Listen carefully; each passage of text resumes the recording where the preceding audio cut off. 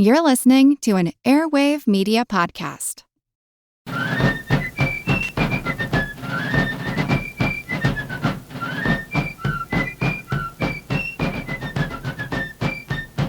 Hello, and thank you for joining the American Revolution. Today, episode 31, Wilkes and Liberty and Tar and Feathers.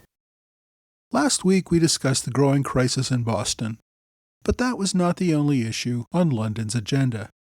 In 1768, France invaded the island of Corsica, which had been part of Genoa. The people of Corsica rose up to resist and requested help from Britain. Prime Minister Grafton, more focused on the American colonies, failed to act decisively, allowing France to take control of the island. This failure earned Grafton criticism at home for being too weak and encouraging France to become more aggressive. Though nobody had any reason to know it at the time, the failure to keep Corsica independent of France would have great consequences a generation later. The next year, in 1769, a Corsican couple, Carlo and Maria Bonaparte, would give birth to their son Napoleon as a French citizen. There was also domestic uproar in England around the same time. You may recall back in episode 16, I discussed the radical Whig John Wilkes. He had to flee to France in 1763 after attacking the king's speech. Wilkes returned from France in 1768, mostly to escape debts that he had run up in that country. On his return, he ran for Parliament again. He also had to face the consequences of being convicted in absentia for seditious libel. Wilkes both won his election and went to prison. Wilkes remained incredibly popular in his district, among commoners nationwide, and also in the colonies. One place he was not popular, though, was in Parliament itself. During the 1768-69 session, Parliament expelled Wilkes 3 separate times, only to see him re-elected each time. In the third election, in February 1769, Wilkes, still in prison, won with over 80% of the vote. This time, Parliament decided to seat his opponent. Members reasoned that the losing candidate had the most votes of any qualified candidate. Opponents asked, what's the point of holding elections if you can simply seat the loser because you don't like the winner? The fact that the king and the government hated Wilkes only seemed to make him more popular with the people. An estimated 15,000 supporters demonstrated in the fields outside Wilkes's prison, demanding that authorities free him. The protesters posted a demand on the prison wall. The exact text of the note does not survive, but one reader said it, quote, talked about liberty, end quote. And another called it, quote, the raving of some patriotic bedlamite, end quote. As an interesting aside, the term patriot in England at the time referred to someone who disrupted government activities. It was an epithet, not a compliment. When authorities tore down the document, the crowd turned violent and began throwing rocks. Officials read them the riot act and called out a group of grenadiers. The soldiers eventually fired on the crowd, killing 6 and wounding another 15. Protesters called it the St. George's Fields Massacre. Wilkes served nearly 2 years in prison, making his case a major political issue for most of 1768 and 1769. While still in prison, voters elected him an alderman of the City of London. Upon his release in March 1770, they elected him Sheriff of London. Whigs in the colonies made out Wilkes to be a hero of almost mythical proportions. A popular Whig toast at the time was, Wilkes and Liberty. He became the personification of the fight for basic liberties for which the colonies were also fighting. While in prison, he corresponded with colonial groups, including several Sons of Liberty organizations. A number of these colonies sent him gifts to make his imprisonment more comfortable or to assist with his legal challenges. In 1769, the South Carolina Assembly borrowed 1,500 pounds sterling from the Treasury to donate to a charity supporting Wilkes. When they later attempted to appropriate money to repay the loan, the Crown-appointed council vetoed the appropriation. This led to a standoff that prevented the colony from appropriating any taxes after 1769. The fight broadened in 1771, at which time they could pass no laws at all. This standoff lasted until the colony created a new provincial congress in 1775. While distracted by affairs in Europe and the political firestorm over Wilkes, the ministry still had to focus on the effect the colonial non-importation agreements were having on the British economy. That and other colonial resistance from rioters and political organizing that bordered on treason definitely required attention. Grafton's government could not agree on how to deal with the colonies. A sizable group, apparently including Grafton himself, favored full repeal of the Townshend Acts. They argued that a return to the status quo would return trade and end the protests over what was almost nothing in taxes. The cabinet held an informal vote in May 1769, where they narrowly rejected the idea of a full repeal. Had this close vote gone the other way, it is likely that the dispute with the colonies might have ended, or at least been delayed for decades. But it did not, and the rift continued to grow. Everyone in the ministry agreed, though, that something had to be done. The more hardline members of the cabinet rejected the full repeal idea. They thought, probably correctly, that backing down a second time after the Stamp Act reversal would only make the colonies demand even more policy changes. The majority was willing to remove duties on manufactured goods. After all, they wanted to encourage export of British manufactured goods to the colonies. At the same time, they wanted to retain the tax on tea. This would make clear that Parliament had the authority to impose such duties and that the colonies would just have to respect that. Even so, they would not implement any of these changes until the following year. The administration then tried a little carrot-and-stick diplomacy. Officials leaked the discussions of the repeal to London merchants, knowing that word would quickly reach the colonies via informal lines of communication. They also let it be known that they planned to apply the Treason Act to colonists who persisted in opposing the authority of Parliament. The Treason Act dated from the reign of Henry VIII and was definitely old school. An accused traitor would be brought to London and thrown in the Tower. If found guilty at trial, all of his family's properties would be forfeited to the king. The traitor would be hanged by the neck, then cut down while still alive. Next, he would be disemboweled using metal hooks, again while still alive. Finally, he would be beheaded, and then his body chopped into quarters and made available to the king for use as he saw fit. This only seemed to increase colonial protests. Virginia and others drafted petitions condemning the removal of accused traitors to England for trial. That was a violation of their liberties. Indications that the government might back down on the Townshend Acts the following year only encouraged the colonies to hang in there with their existing non-importation agreements. Grafton's ministry just could not reach a consensus on how to resolve the colonial problems. If his own ministry was divided, Parliament generally showed even less interest in doing anything to mollify the colonists. In January 1770, Parliament rejected Grafton's requests for an inquiry to consider the ongoing complaints of the colonies. Saying that his conciliatory approach was going nowhere, Prime Minister Grafton finally resigned his office on January 28, 1770. Lord North, leader of the hardliners, succeeded him as Prime Minister. North became only the second Tory to serve as Prime Minister, the first being the Earl of Bute. Although politics was not strictly partisan at the time, North clearly brought a more autocratic and heavy-handed colonial policy than did his predecessors. Prior to his appointment, North had not been particularly outspoken on the colonies. He had, however, voted against the repeal of the Stamp Act, and in Grafton's ministry had opposed the repeal of the Townshend Acts. With North in charge of the government, and Hillsborough still in charge of colonial affairs, Britain moved toward a much more confrontational policy with the recalcitrant colonies. I introduced Lord North a couple of episodes back, and will certainly have more to say about him in future episodes.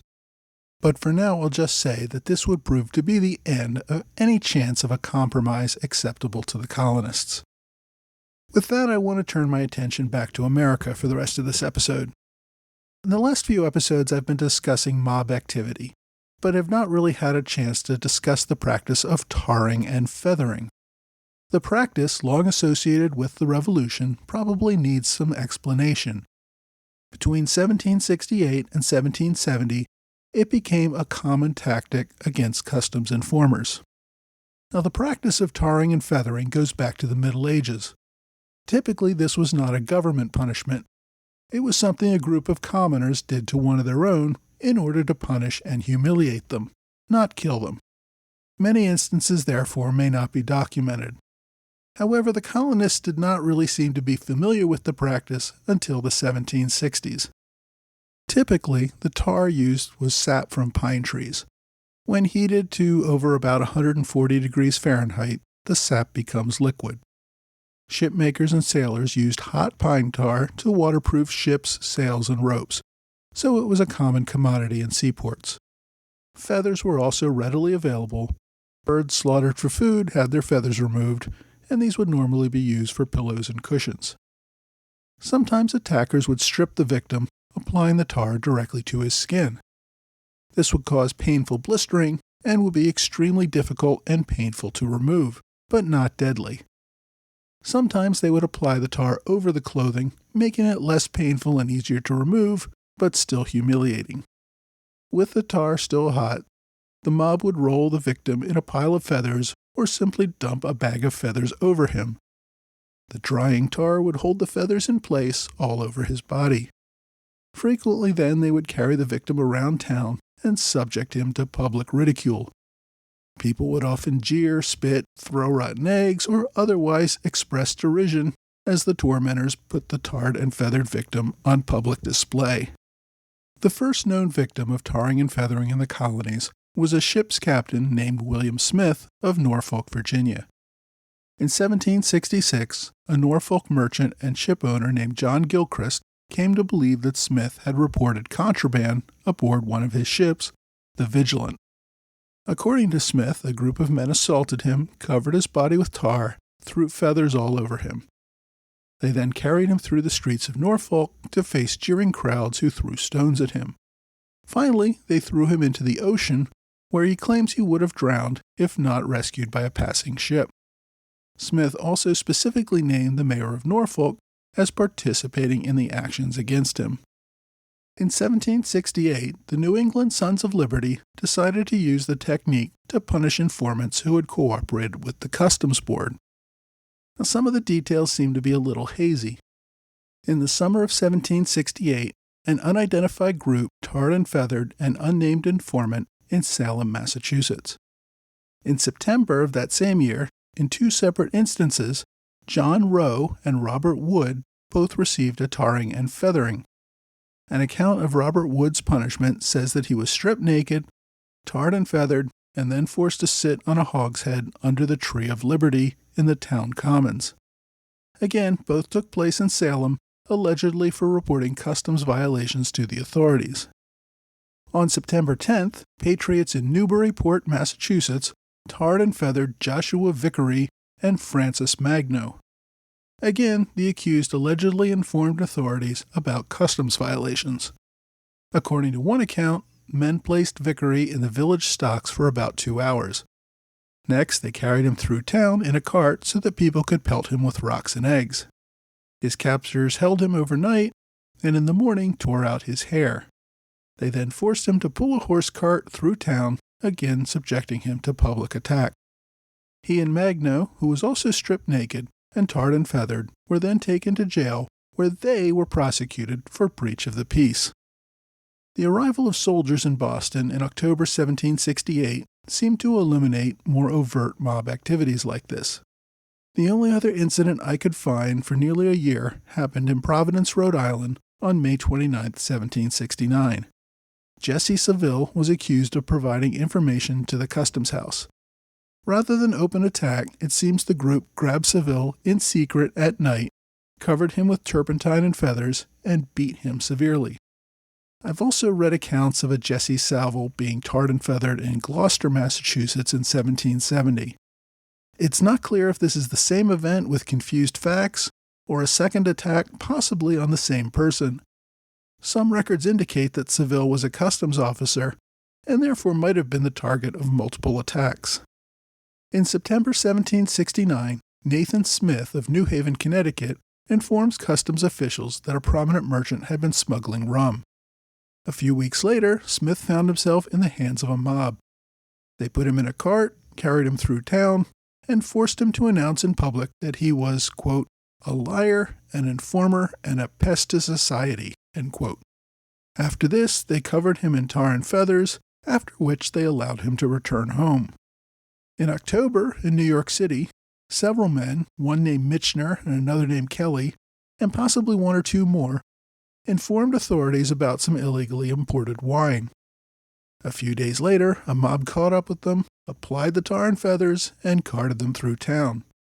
Eventually, authorities were able to break up the mob and release the men. That same month, Philadelphia mobs tarred and feathered another alleged informer whose identity is not known. Local accounts say the accused was ducked, placed in a pillory, then tarred and feathered and paraded through the streets for about 2 hours. On October 28, 1769, Boston finally held its first tar and feather event.